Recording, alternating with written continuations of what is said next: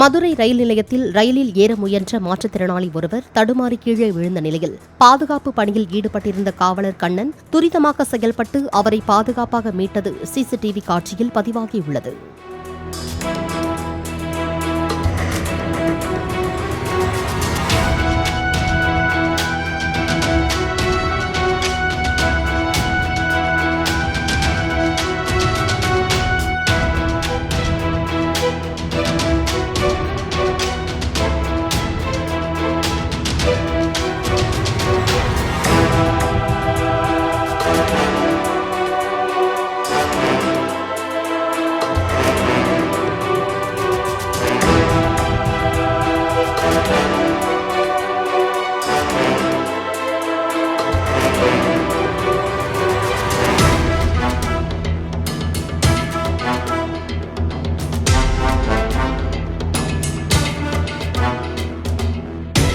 Play store மற்றும் app ஸ்டோரில் இருந்து பாலிமர் செயலியை QR கோடு மூலம் பதிவிறக்கம் செய்யுங்கள்.